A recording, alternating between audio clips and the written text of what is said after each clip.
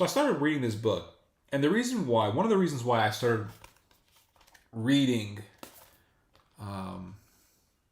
Julius Caesar's account on his conquest of Gaul was because I really like Greco-Roman literature. I find it to be very fascinating. I read Thucydides. I read his account on the Peloponnesian War, the war between the Spartans and the Greeks. I thought it was super fascinating. I was rooting for the Athenians the whole time.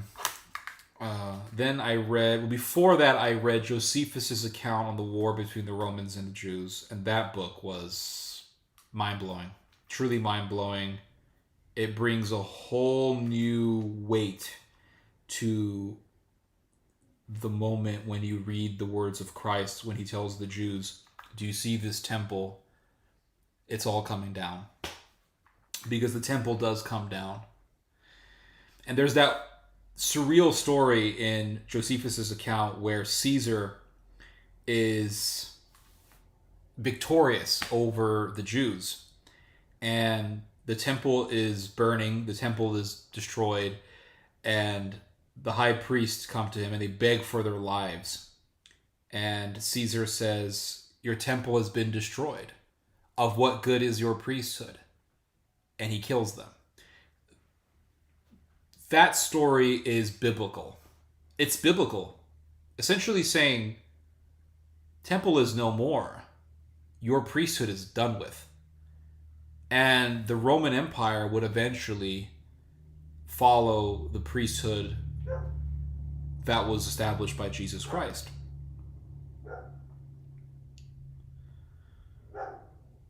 So I thought, if Josephus was that interesting, if Thucydides was fascinating, why not read The Conquest of Gaul?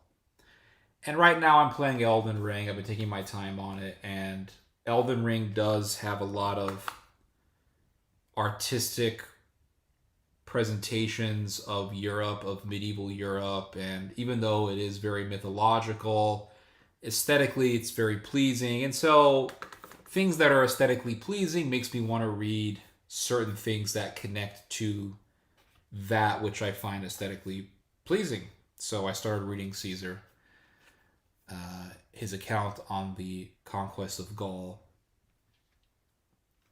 And one thing that I've noticed is that when you read a book that is from antiquity about a particular ancient event, it's so different from reading. It's so different than watching some documentary on the historical event that the book is about.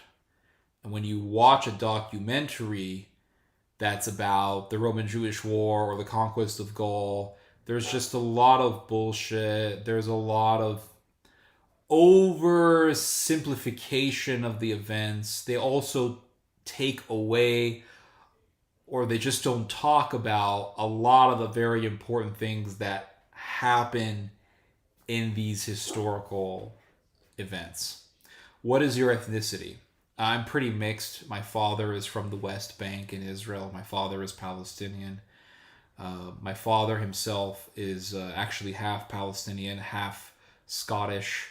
My mother is from Mexico, so I'm very mixed up. And then if you look at my father's family, there's a lot of mixture there. There's Circassian and Turkish and Scottish and Arab, and there's a lot of mix there. There's a lot of mix. I'm very mixed up.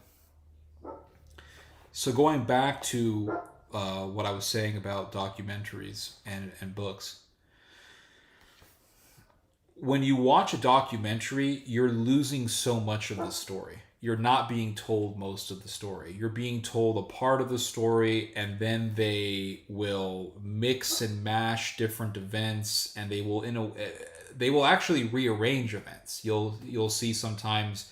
One time I watched this documentary on the Roman Jewish account, and it'll talk about one event, and then it'll talk about another event that actually happens before that particular event. They will talk about all these events, and then they'll talk about another event that happens. But when you read Josephus, that other event actually takes place at the beginning of Josephus's account. So they rearrange events and they just don't talk about most of the stuff that Josephus wrote about. I'll show you guys an example of what I mean, and then I'll give you guys my commentary. Yeah, I agree. Reading books is definitely the way to get the best info. I completely agree. I think that these documentaries cause brain rot. Like, seriously, it'll cause brain rot. I think if you actually sit down and read the book, read Josephus, you not only are absorbing really interesting information, but you are working your brain. When you read, you work your mind. It's a workout for your brain. That's why you actually get tired reading, because it's a workout. You're literally working your brain muscles, and you're working your brain wiring. It's really helping you out, actually. So let me show you guys a little bit of this documentary that I was watching. I hate these documentaries, guys. These documentaries will actually make you stupid. It'll cause brain rot. It'll cause brain rot, guys. Do you think that Stoicism is bullshit? I think there's truth in Stoicism. I don't really have so much of an issue with it. Dr. Walid is a good man. Oh, thank you so much.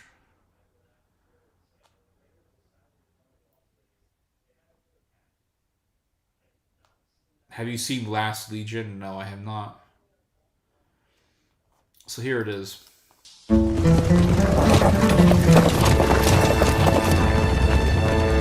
In 63 BC, the Roman general Pompey led his legion. I hate the way they do these documentaries. I hate the voice, the narrator. They got the guy from the Navy commercials.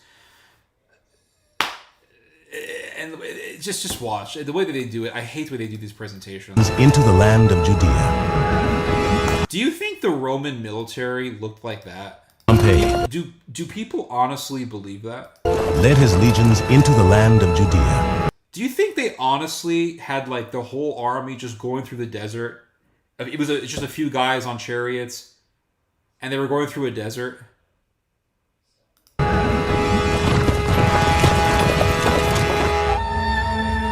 For 100 years, Judea had been an independent nation, and many Jews believed that as the chosen people of the one true God, they would remain free forever.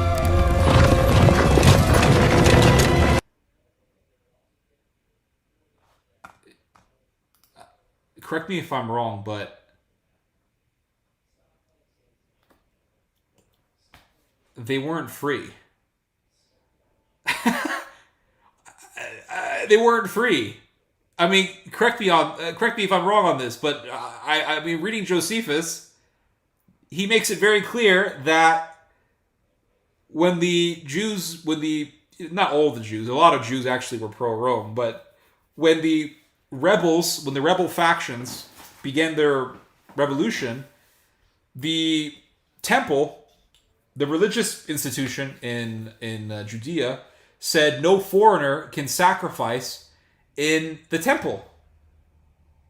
Not even Caesar. And Caesar said, wait a second. You're saying that I can't make a sacrifice in your temple? That's right. Well, that's declaration of war. That's an act of rebellion. How could they have been free if the Caesar saw it as an act of war when the Jews told them that he can't have a sacrifice in the temple? This is bullshit. I hate these documentaries, guys. They literally will cause brain rot. They will rot your brain. You have to read the books. And when I mean read the books, I don't mean just go to Barnes & Noble and find... No, read Josephus. First read the first-hand accounts, right? Like, find out what's the main source that these historical events are learned about. What's the main source in which we learn about these events? When it comes to the Roman-Jewish War, it's Josephus. Read Josephus. When it comes to the Peloponnesian War, it's Thucydides. Read Thucydides. When it comes to the Roman conquest of Gaul, read Julius Caesar. The Jews had been living under Roman occupation since the Maccabean period. That's right. I don't understand this. This makes no sense. This is why I hate these documentaries. I hate them. I hate the reenactments. They always will have lousy actors. They have oversimplifications in their scenes, like some chariot riding through the desert. It's so stupid, guys. When the Caesar says, these people telling me that I am forbidden from having a sacrifice in the temple is an act of war, for the Caesar to say that means they were under the Roman Empire. It's such horseshit, guys. It's in the time of Jesus. They said, Jesus, should we pay taxes? And Jesus says, who's on the coin? Julius Caesar. Oh, then you pay taxes to him because your asses are under him. This makes okay. Anyway, let's watch the rest of this. But it soon became clear that the world's greatest empire could not be resisted. The triumph of the Romans produced a crisis of faith among the Jews. I honestly don't know where they're getting this from. Crisis of faith. I have no idea where they're getting this from. Where are they getting this from? I read all of Josephus' account on the war. There's nowhere in the book where he says, yeah, there was a crisis of faith. They started doubting the existence of God. In fact, they were so into their religion that they killed themselves in Masada. What crisis of faith? There was a crisis of faith. Like the Jewish rabbis got together, like Dennis Prager, in the synagogue and said, there's a crisis of faith, everyone. Everyone, let's get together. Shalom. Shalom, everybody. There's a crisis of faith. People are saying that they don't believe in God because there's so much suffering. 1 million of our people have been killed by the Roman sword. The sword of the Gentiles is upon us. Oy vey. Oy vey, oy gewalt. There's a crisis of faith. This didn't happen. I don't know what they're talking about. For some, the only explanation was that the final battle between good and evil, the end of days, was at hand.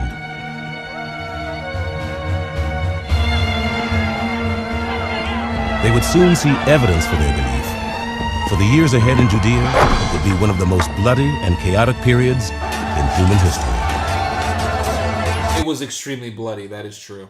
It was extremely bloody, guys. It was bad. There was a lot of death, a lot of mayhem. Yeah, definitely. Yeah, Dennis Prager. Rabbi Dennis Prager was there. Circa something, 70-something AD. Documentaries are mostly historical fiction and overly dramatic reenactments. Yeah, I know it's garbage. I totally agree with you, brain rot. The saddest part of these documentaries are they don't even spark an interest. No, they don't. It's just crap. And people watch them and they're like, I know the story now. I know that. This is a story of terrorists. Yeah, the Jews and their daggers. They love their daggers. That's true. And political assassination. There was a lot of political assassination that went on. It wasn't just assassination, my friends. It was genocide.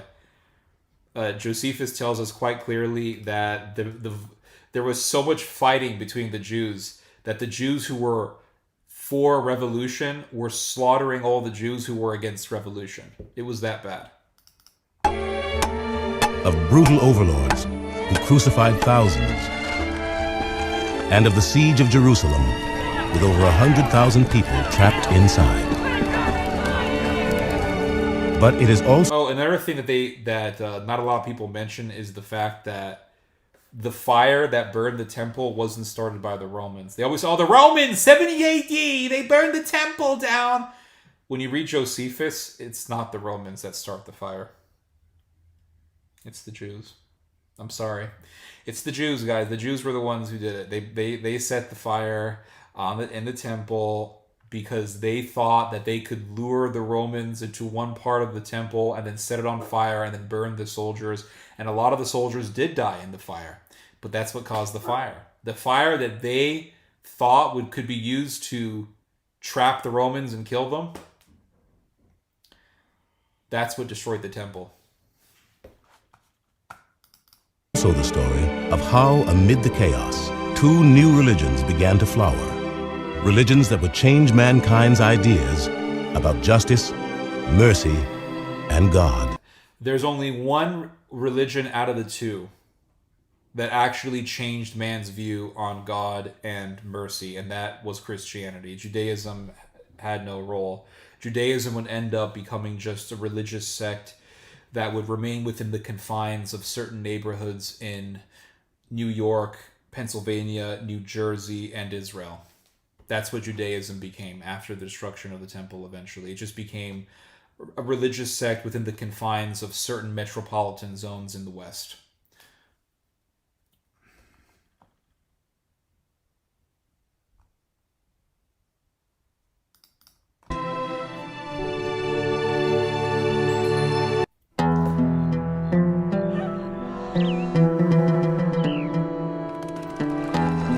When Roman troops rushed into Jerusalem, the capital of Judea, they were unaware that they were about to meet the most extraordinary people they had ever tried to conquer. There's a little bit of lag. I don't know why that's happening.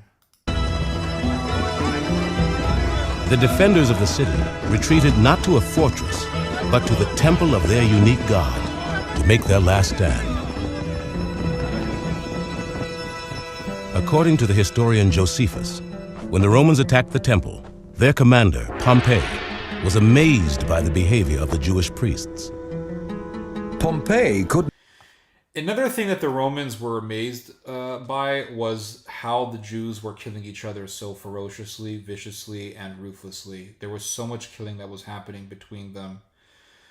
So you had two major sects. You had the Zealots on one hand, and then you had the establishment priesthood on the other. The establishment controlled the temple, the Zealots controlled the rest of Jerusalem, and the Zealots were butchering the other side. They were butchering the establishment. And they were also butchering people who had no problems with Rome. They said, I don't give a damn about Rome. I pay my taxes. I make a living. I want to live my life. I don't give a shit about your political agenda. Those people were butchered. It got so bad they were literally going house to house and just killing people. It was genocide, guys. There was a genocide happening within the city.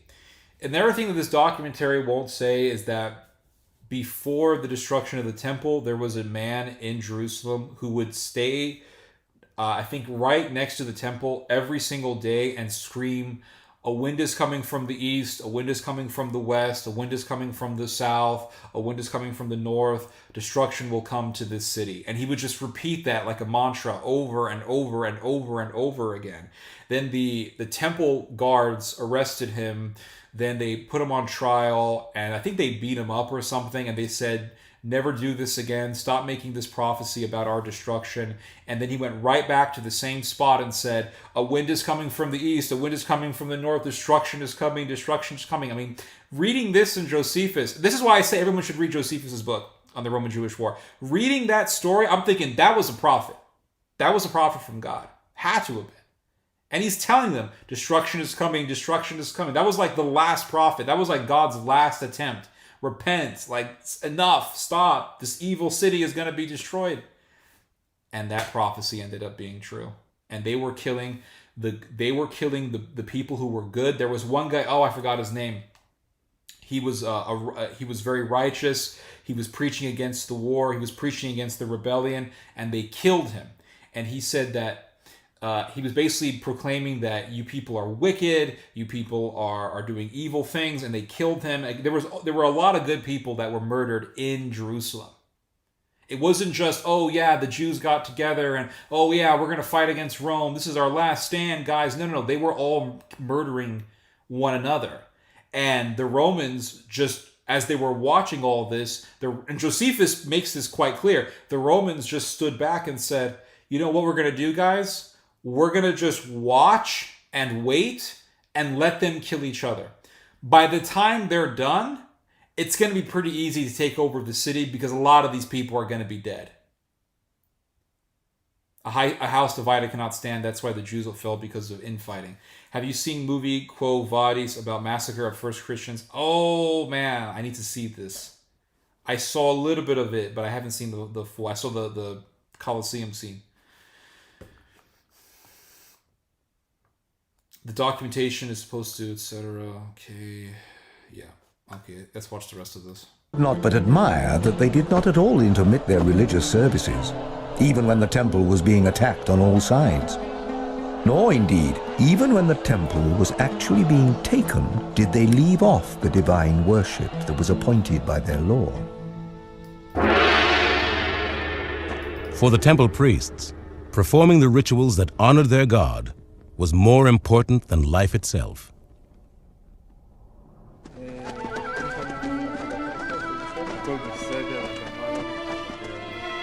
For centuries, reports that the Jews believed there was only one God in the universe had fascinated the other peoples of the ancient world.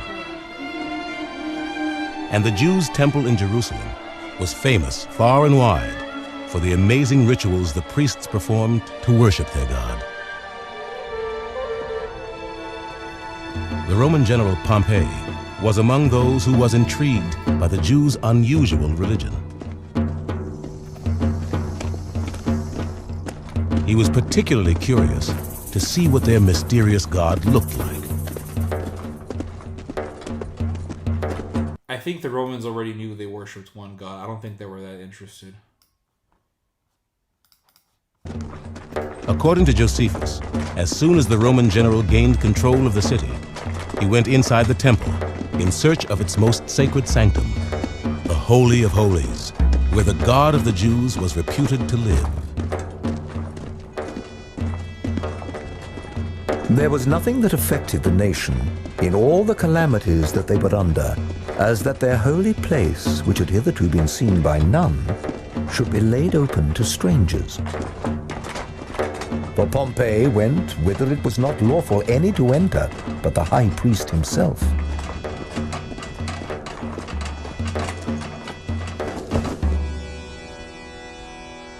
Instead of the great statue of marble or bronze that he expected, Pompey saw nothing.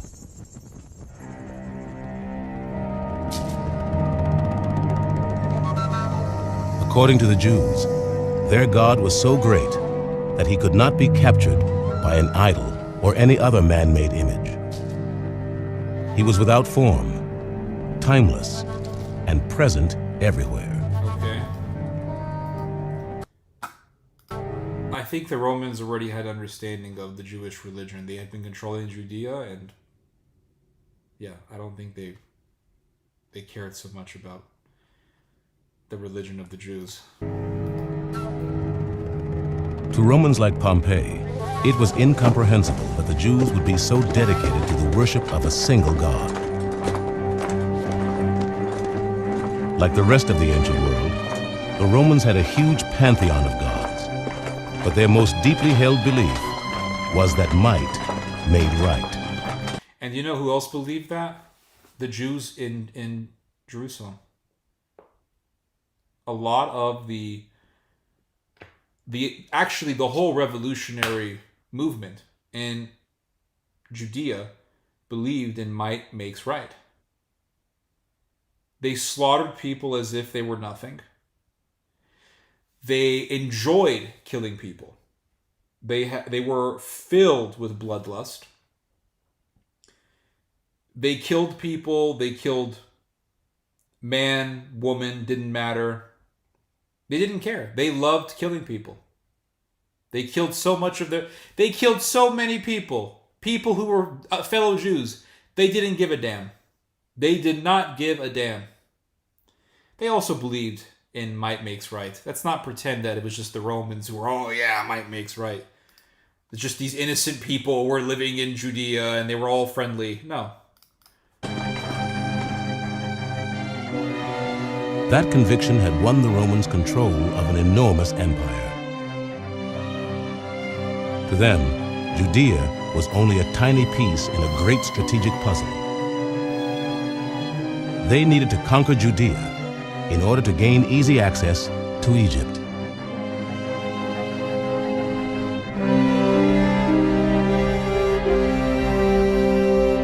But to the Jews, Judea was the promised land, given to them by God to be theirs alone.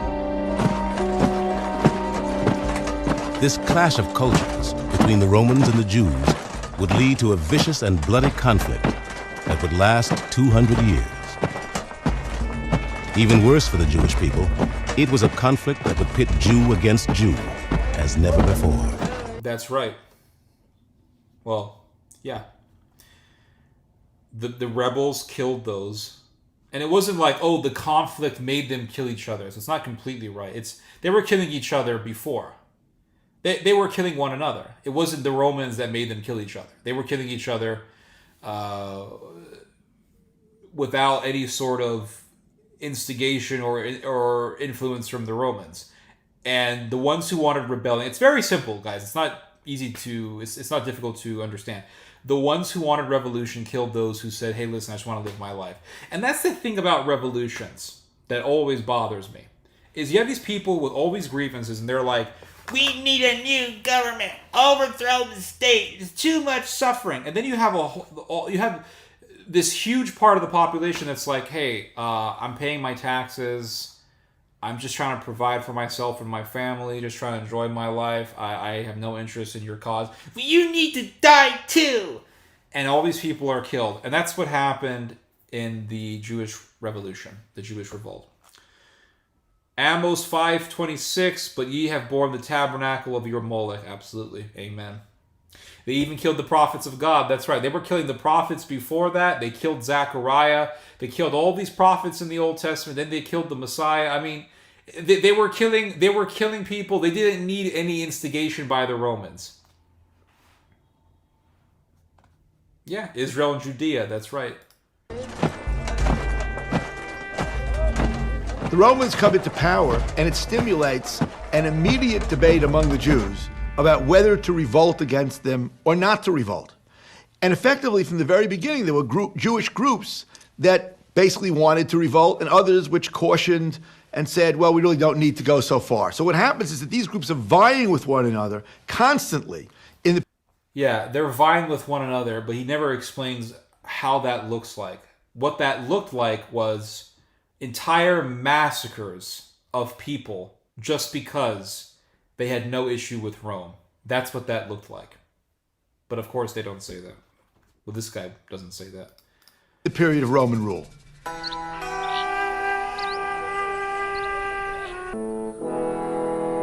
Yeah, and the music is just awful. It's like some weird 1990s Bible school McGee and Me reenactment. It's so bad. With the rebels determined to revolt, and other Jews convinced that it would be insane to rebel against Rome, the people of Jerusalem could hardly have been more divided.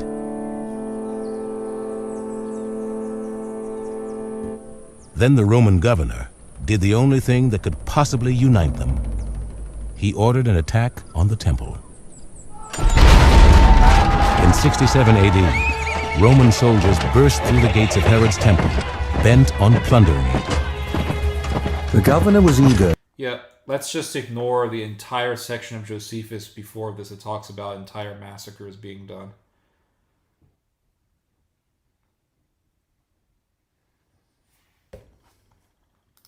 To steal the vast treasures of God which it held, and his soldiers killed all those they came upon as they forced their way in.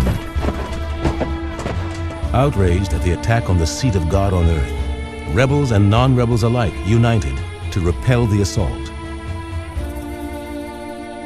Then, in a fury, they overwhelmed the small Roman garrison stationed in Jerusalem and forced it to flee the city.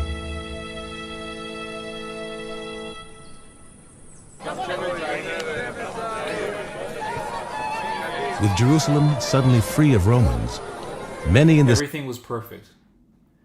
Everything was perfect. The bazaar was amazing. Business was just doing great.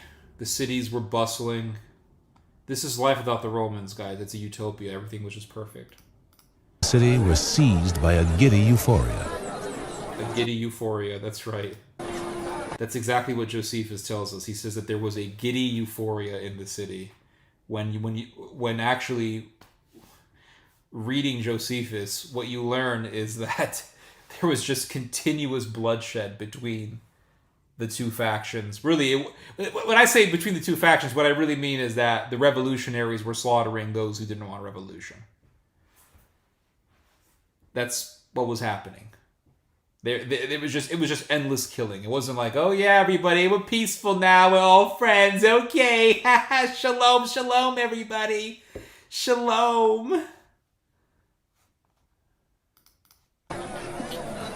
The Zealots' dream of an independent Judea seemed tantalizingly within their grasp. But others argued that more fighting could only lead to catastrophe.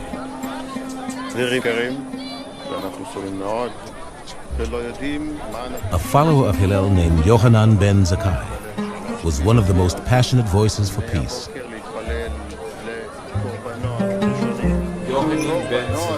At the risk of being targeted by the Zealots for assassination, Yohanan told his students that it didn't matter who ruled Judea. What mattered was who ruled in their hearts. He was one of the good guys, I guess. Hold on. Let me look up something real quick.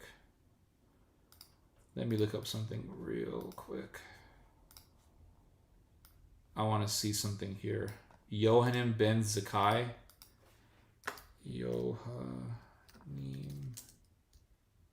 ben Zakkai.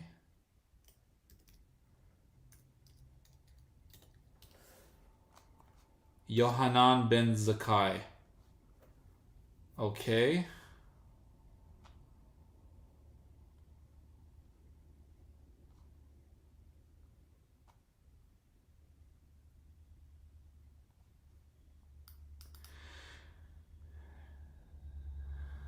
When Rabban Yoachim ben Zakkai heard that he, Caesar's son Titus, destroyed Jerusalem and burnt down the holy house with fire, he rent his clothes, and his disciples rent their clothes, and they were crying and shouting and pounding their chests as mourners. Well, Jesus warned you.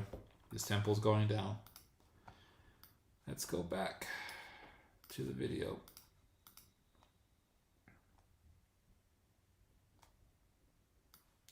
Yeah, that's why I hate revolutions. I think revolutions are bullshit. Because it's a bunch of people who have grievances that have nothing to do with most of the population. And then they're like, if you don't support me, then you're all going down with me. They're like spree shooters. Spree shooters are like, I'm suffering so much that I'm going to kill other people and then I'm going to kill myself. That's revolutionaries. That's how they are. Everybody needs to suffer like I've suffered. Everybody. If you're not with me, then you're against me. And the rest of the population's like, dude, get over it. Who gives a shit? Okay.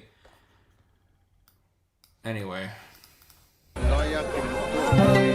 He argued that what truly pleased the Almighty was not zealotry at all, but something far simpler. The acts of mercy and compassion they showed to those around them. Seems that Yochanan ben Zakkai was part of the peace party. As far as we can see, there were numerous Jews who either because of their own closeness to the Romans, whether business reasons or other reasons, or simply because they were absolutely convinced there was no hope to do such a crazy thing as revolt against Rome, many Jews were really against the revolt. It seems that Yochanan... That's true. That is true. Many of them were. That is 100% true. And Josephus makes this very clear that a lot of the Jews were against the revolution. See, that's one thing I hate about revolution.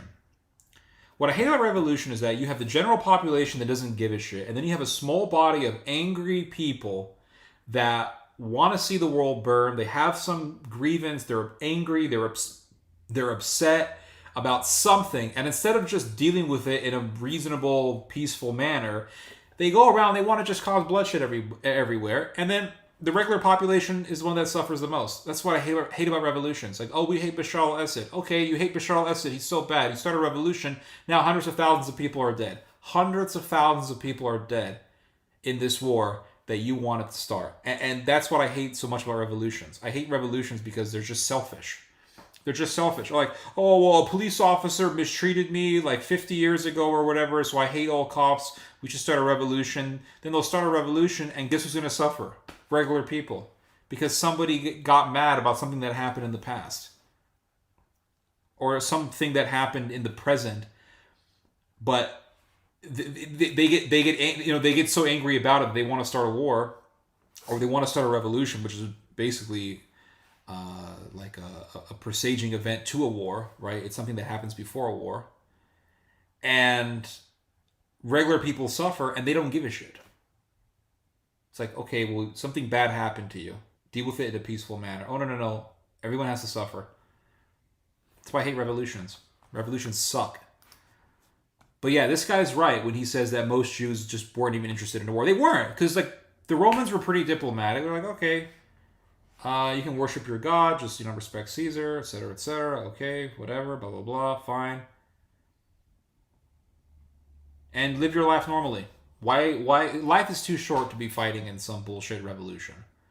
Life is too short to be fighting in some bullshit civil war that's only going to slaughter your fellow man. What's the point?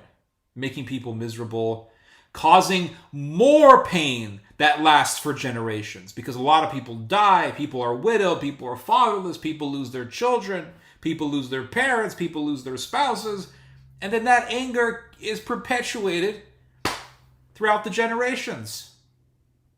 It's perpetuated through future generations. What is the point of causing so much hell on earth? Anyway.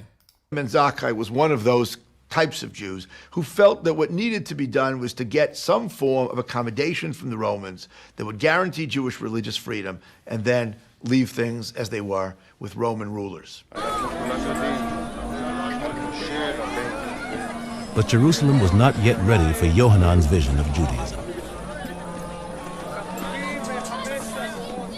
From the steps of the temple, the Zealots made a public declaration of war against Rome.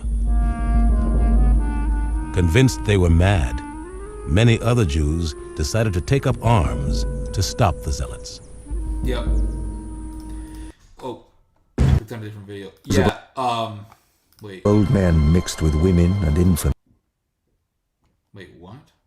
Hold on. Let's hear that one part again, because I clicked on a different video. Let's listen to that again.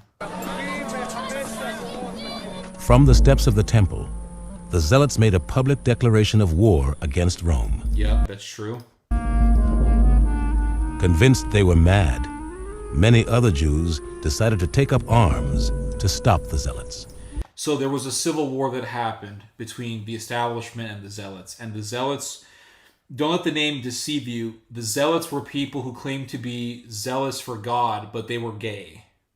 Right? So these were gay Jews who claimed to be the most zealous for the law, but they were homosexual, and a lot of them were cross-dressers. So that was the Zealots, right? And Josephus makes this very clear that a lot of them were into homosexuality and dressing up like women, and they were murderers, so they were basically Buffalo Bill from Silence of the Lambs. But I don't think you'll learn that from this documentary. Fighting at this point broke out between those Jews. Now, this is the guy who makes the most sense in this documentary, Jack Miles. What he says here is very true. Let's listen to what he has to say. And the rebellious Jews who had taken refuge among them, and it was house to house at some point. Yeah. Yeah, Josephus tells us, he tells us very clearly that this is something that happened, that they were going house to house, they were clearing people, they were killing people. It was straight up genocide, guys. It was political extermination based on political differences. It was bad. It was hell on earth. Different neighborhoods would belong to one party or the other party, and the streets ran with blood. That's right. The streets ran with blood. That's correct. After a vicious week-long civil war, the Zealots were victorious. That's correct. The Zealots were victorious. They controlled the city, and they drove the opposition into the temple. The opposition stayed in the temple, and then the Zealots brought in their Arab allies. So they brought in Arab converts to Judaism who were living in what is today known as Jordan. They were living in Arabia. And they said, oh, these evil Jews, they're blaspheming, they are desecrating God's house. And the Arab converts to Judaism were zealots, right? These were the proto-Muslims. These were the Muslims before they were Muslims. They were. Instead of revering Mecca, they were revering the temple. Then after the destruction of the temple, a lot of these people would eventually become Muslim. Hundreds of years later, they would eventually become Muslim. So these were the proto-Muslims. So the Zealots sent a letter to the Arab converts to Judaism. The Arab converts to Judaism came to Jerusalem. They went into the city, and they started butchering the people inside the temple. After the Arab Jews slaughtered the people in the temple, the Zealots went full Buffalo Bill Silence of the Lambs, and they were dressing up like women and killing people at random in the streets. It was literally hell on earth, and Jerusalem became Sodom. So much for being zealous for the law. It reminds me so much of the right wing, claiming traditionalism, claiming to be based, and then they'll defend a pederast like Milo Yiannopoulos, or they'll support gay Republicans. Nothing has changed, my friends. Nothing has changed. The Jews waged war on God and his prophets, so God waged war on them. What did they think was going to happen? Yeah, when you kill the Son of God, you're going to get destroyed. Yeah. They celebrated their victory by setting the city on fire. The Zealots set fire to the high priest's home and the palaces. Then they carried the fire to the place where the records were kept and burned the contracts it held. So they destroyed the records. You know why they destroyed the records? Listen to this. Thereby dissolving all of their debts. They destroyed the records that documented how much money they owed, so they wouldn't owe the money anymore. These were ancient libertarians. Taxation is theft. Destroy the documents. We're fighting for God. Yeah, destroy those tax docs, okay? So I don't have to owe money to the state anymore. All right. This was also done that they might persuade the multitude of the poor who were debtors to join in their insurrection. There was class warfare that was happening during the Civil War. Josephus makes this very clear. He talks about how there were people who rebelled and they started killing rich Jews. So poor Jews rose up and started killing rich Jews. So it was class warfare. It was Vladimir Lenin before there was Vladimir Lenin. It was Vladimir Lenin's ancient ancestors. There was class warfare. So it wasn't just killing people based on whether or not they were pro-Roman, but it was also killing people because they were rich. Because they were poor bastards who were jealous. That's the bottom line.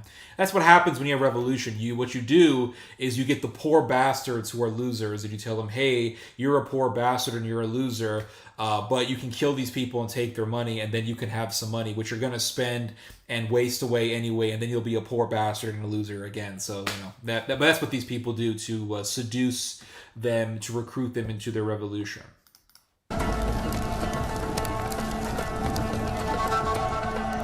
News of the Zealots' uprising against Rome soon reached the nearby city of Caesarea. Outraged, Romans and Syrians in Caesarea massacred thousands of their Jewish neighbors. In revenge, Jews throughout Judea began killing Syrians and Romans living among them. So what I read in Josephus was that there were these armed bandits that would ambush Jews and rob them and kill them. And then eventually the Jews said, okay, well, we're going to go out and kill all the Gentiles. So they started slaughtering the Gentiles, and it became war on...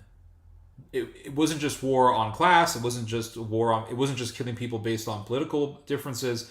But then, but before, it was even killing people. It was even, it even involved killing people based on their ethnicity. If they were Greek, if they were Syrian. Josephus says Syrian, but I think when he says Syrian, he means Greek. So they were killing people because they were Greeks. And it was really bad. It was ethnic warfare. It was ethnic genocide. They were literally slaughtering Gentiles because they were Greek. It was nasty. Nasty stuff. It was common to see cities filled with bodies, still lying unburied, and those of old men mixed with women and infants, all dead. The whole region was full of inexpressible calamities, while the fear was everywhere that there were even more barbarous times to come.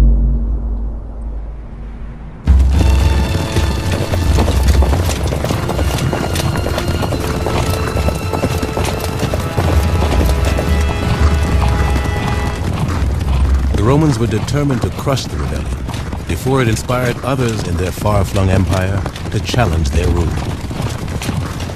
Oh, and by the way, after the Roman-Jewish War, there were other conflicts that broke out in the Roman Empire between the Roman government and Jewish rebels. There was one really, really horrific revolt that took place in Cyprus, in which, Hilaire Belloc talks about this. They slaughtered, I want to say, like, let me look this up real quick. Hold on. It was like 200,000 people or something that they killed. Because they were Gentiles. They literally just did genocide on people because they were Gentiles. Let me look this up real quick. Pretty sure this happened in Cyprus. Let me look it up real quick. Kitos War. This is it right here. And guys, this is super, super brutal. Let me see here. Hold on. So they did a revolt in Cyprus, and they also did a revolt in Libya. And let me see here. And the Jewish rebels did some very, very sick things. Here it is. Check this out, guys. This is a part of history they never talk about. They literally never talk about. So there was a conflict that took place. This is what I'm here for, guys. I'm here to show you guys stuff that you guys probably haven't heard before. Kitos War. Here's the Wikipedia page. And it says here, Kitos War 115 to 117. In Hebrew, Mered ha-Galiot. Mered ha-Fluzot, Rebellion of the Diaspora, was one of the major Jewish-Roman wars. The rebellions erupted in 115 when most of the Roman armies were fighting Trajan's Parthian War on the eastern border. So basically the Romans were occupied with fighting the Parthians, and then the Jews took advantage of that, and they said, okay, we'll do a war on Rome because it's right now being occupied with fighting the Parthians. So now's the time to hit them when they're busy and when they're in travails over fighting the Parthians, who were very difficult to fight. So check this out. This is insane, guys. This is insane. Look at this. Okay. So Dio Cassius tells us, meanwhile, the Jews in the region of Cyrene had put one Andreas as at their head, and were destroying both the Romans and the Greeks. They would cook their flesh. Guys, this is what they would do. And they did this after the Roman Jewish revolt, after the destruction of the temple. This was French Revolution. This was satanic. This is just purely satanic. And they did this because they were non-Jews. They would cook their flesh, make belts for themselves of their entrails, anoint themselves with their blood, and wear their skins for clothing. They were killing Greeks and Romans. They were taking their blood. They were anointing themselves with blood, which is straight up paganism. They were wearing the skins of the Gentiles. They were draping their entrails as if they were belts. They were putting on the entrails as if they were belts. Many they sawed in two from the head downwards. Others they would give to wild beasts, and force still others to fight as gladiators. In all, consequently, 220,000 perished. In Egypt also they performed many similar deeds, and in Cyprus under the leadership of Artemio, there likewise 240,000 people were slaughtered. For this reason no Jew may set foot in that land. But even if one of them is driven upon the island by force of the wind, he is put to death. That's how bad things were. It's horror, guys. It really is horror. So let's go back to the video. But they'll never tell you this stuff. This is stuff they'll never tell you. You won't learn this. You won't learn that in these brain rotting documentaries that are like, who, Caesar, was so enamored and impressed by the Jewish religion, he could not believe that people could worship one God. And the Jews were a free state. Judea was a free state for 100 years, and the Romans came and ruined everything. They dispatched their greatest general, Vespasian, into Judea to lead an army of over 60,000 men. Vespasian marched to the city of Gadara and quickly took it, for he found it destitute of any men fit for war. He then killed all the children, the Romans having no mercy on any age whatever, and this was done out of the hatred they bore the rebels. As news of Vespasian's atrocities swept through Judea, Jews... Just for the record, I hate saying that just for the record, I'm not a journalist, but just to make it clear, there were atrocities that were done by the Roman side. I'm not going to ignore that. But let's not ignore the fact that atrocities were committed by the other side. And in much, much higher volume. There was way more atrocities that were done by the Jewish rebels than by the other side. Jews throughout the region began fleeing before his army toward Jerusalem. When the Roman army finally reached the city, Josephus estimated that more than 100,000 people were trapped inside its walls. They were killing each other.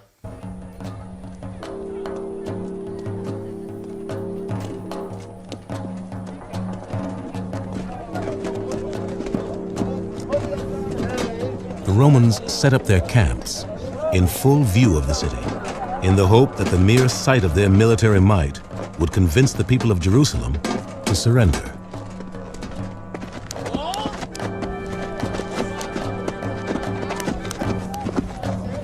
Their force was composed of 3 battle-hardened legions drawn from garrisons in Rome, Egypt, and Syria. They were armed with catapults, battering rams, siege engines. Okay, we have to watch the wrestlers for 5 minutes. The temple, with its own massive walls and towers, loomed as one of the most formidable fortresses in the world. 6. I just want to know if they're going to mention the cross-dressing. Broken down. They were maintaining temple sacrifice, but outside of the temple, there were all of these rebel armies. Actually, there were about 6 that were controlling different quarters of the city and whose commanders were fighting over what to do. So you had really anarchy and fear, and as Josephus describes it, tremendous starvation. Yeah, there was starvation, there was cannibalism that was going on, but there was a tremendous amount of killing that was done within the city. Inside the city, the catastrophe foretold by Yohanan ben Zakkai was coming to pass. The Zealots had begun fighting among themselves for control of Jerusalem. When one band of Zealots broke into the territory of another, they would inflict the worst damage they could think of, burning their rivals' food supply. They set on fire There was no food. Like there was a lot of people starved to death. That's right. those houses that were full of grain and all the other provisions. And as soon as they were forced into a retreat, the same thing was done to them by the other. Yes, they were actually geniuses. The alt-right loves to talk about the high IQ of the Jews. This is an amazing demonstration of this high IQ. They were literally destroying their own food supply. Amazing intelligence right there. If this was an Elden Ring game, these people would have at least 200, 300 intelligence points in their build-up. Yeah, definitely. Definitely a high intelligence build there. There was so much starvation that women were literally eating their own babies. Yeah. There was one story I read where these thieves were walking around. Thieves were going around killing people and robbing them. And these thieves went into this woman's house. And she said, "Hey, do you want something to eat?" And these thieves were like, "Yeah, sure." They're like, "Here, I put my baby in the oven." They're like, "What the fuck?" And they ran away. Yeah. It came to pass that almost all the grain in the city was burned, which would have been sufficient to survive a siege of many years. Complete freaking idiots. Yeah. This is the high IQ that the alt-right kept telling us about.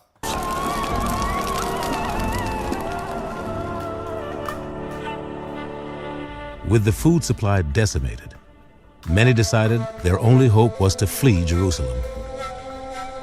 But the Zealots believed God wanted the entire nation to confront the Romans as one.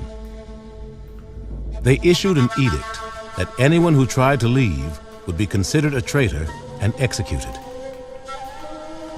Yeah. It's in many That's true. Yeah.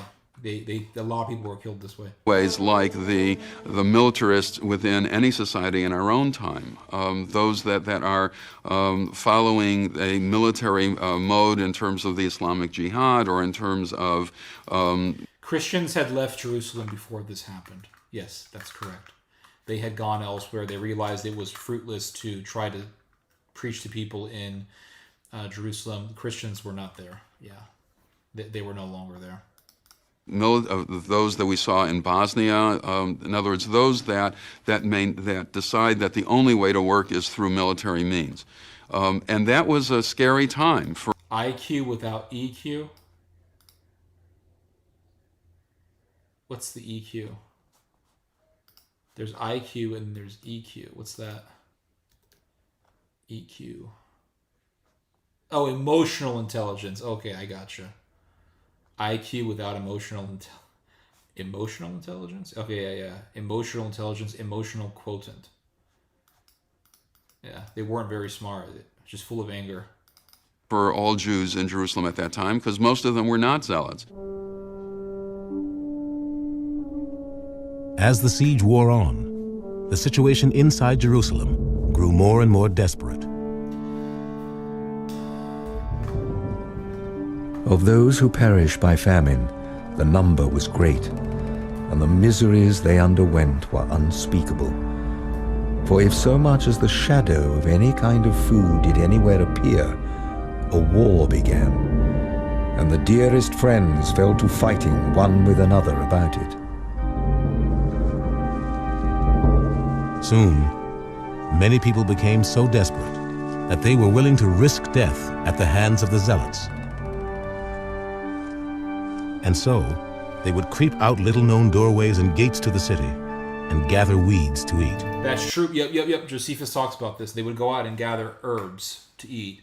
My guess is that they were foraging for dandelion greens, other edible greens. And I think these people were... I don't remember if the Romans killed them or if the rebels killed them. I don't remember.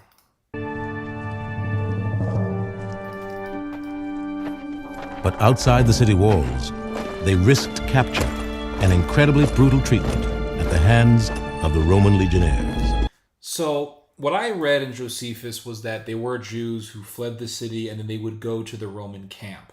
And then the Romans allowed them refuge. But Josephus also tells us, and this is where the messed up stuff that the Romans comes in, that the Romans did comes in.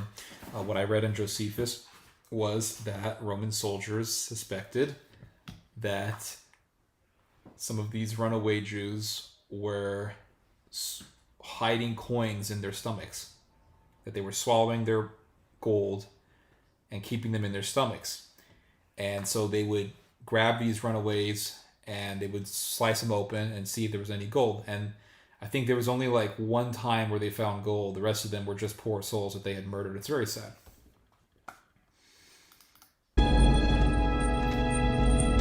The Nazi Holocaust of the 20th century has seemed to be an endless stream of ghastly stories, fiendish stories of cruelty that seems to defy the human imagination.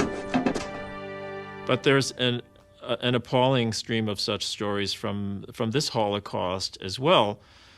For example, as people began to attempt to leave the besieged city secretly, when they were captured, mercenaries working for Rome would disembowel them, thinking that they might have swallowed gold. Yep, that's right. And I haven't even seen this part of the documentary. I only saw like maybe the first 8 minutes of it or so. But yeah, I told you guys so. You see, I actually read the book. Or jewels, and that they were hoping then to recover these after they defecated them later on. This is not a strange or unusual practice on the part of people fleeing during time of war. Guessing that this might have happened, they literally eviscerated these people looking for the occasional ruby or gold coin.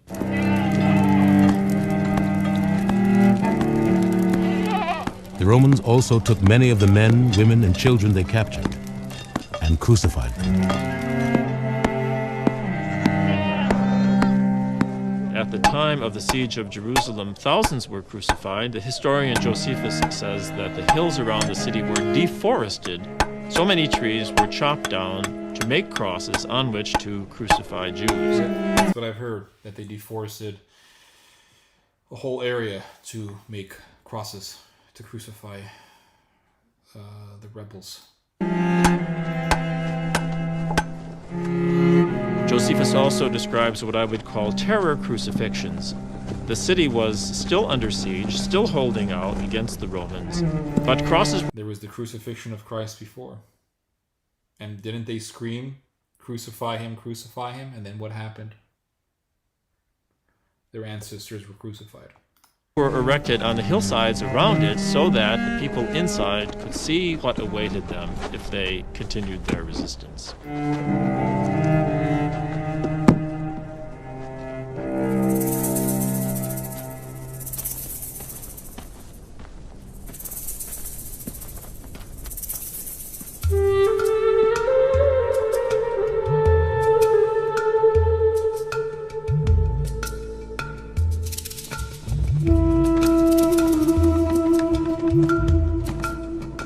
Forced to choose between torture at the hands of the Romans or starvation at the hands of the Zealots, the people of Jerusalem were in complete despair.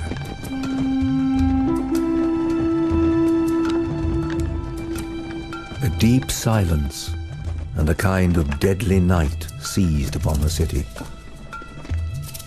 Those that were distressed by the famine were desirous to die, and those already dead were thought happy. It was the last chance for anyone hoping to escape alive. And yet, it was only the decaying bodies of the dead that the Zealots would allow to leave. Then, late one night, a procession approached a city gate. It was a group of students carrying the body of Yohanan ben Zakkai, who had advocated peace instead of war. According to the Jewish book of tradition and law, the Talmud, the Zealots were suspicious. Some of the guards asked, "Who is this?" The disciples answered, "A dead body. Don't you know that dead bodies may not be kept in Jerusalem overnight?" Then one of the Zealots decided to drive a dagger through the body. But one of the disciples restrained him by saying, "Do you want to be remembered as the man who pierced the body of the Master?" So they opened the gate for the bier, and it left the city. That's just hell on earth. And what really killed these people were the Zealots. That's what really killed them, because they didn't let them leave the city. They were trapped in there. They didn't let them leave. They would try to kill people who wanted to leave. They were worse than the Romans, because at least with the Romans you had a chance of getting refuge with them. The student's trick had worked. Outside the gate, Yohanan sprang up alive from the bier, on which he had been surrounded by rotting meat. Then he hurried away from Jerusalem.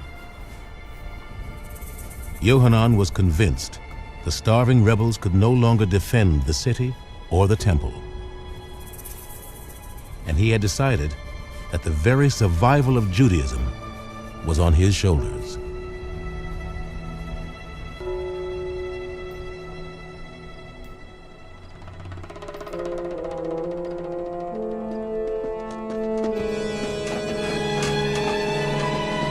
After a 4-month siege, Rome's legions finally broke through the first wall of the city. There's a very interesting story that Josephus tells us about the siege of Jerusalem. So when the Roman soldiers tried to get into the city, when they tried to assail the walls, what the Jews would do is they would pour hot boiling oil on the guys who were on the siege ladders. And yeah, I don't have to tell you guys that was absolutely painful. So a lot of the Roman soldiers were absolutely terrified to try to assail the walls, and a lot of them didn't want to do it. So they were all scared, they didn't want to do it, they were all petrified, frozen with fear. And then there was one man who was Syrian Roman guy. Josephus describes him as being thin and wiry, but warlike and brave. And the Syrian man said, "I will assail the walls myself."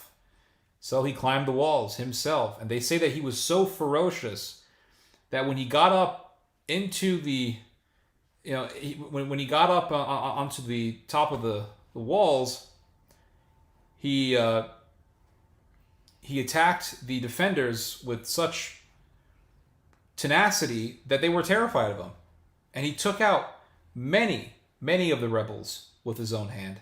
Eventually they killed him. I think they hit him with enough arrows or something like that he died. But that gave the courage to the other Roman soldiers to assail the city. So that's a very interesting... I find that to be a very fascinating story about the siege of Jerusalem. The Zealots rushed to meet them and fought with tremendous bravery. But they could not prevent the Romans from fighting their way to the heart of the city, the temple. The Romans proceeded as far as the Holy House itself. Then one of them set fire to it. Now the Jews suffered nothing to restrain their force, nor tried to save their lives, since their holy house was perishing.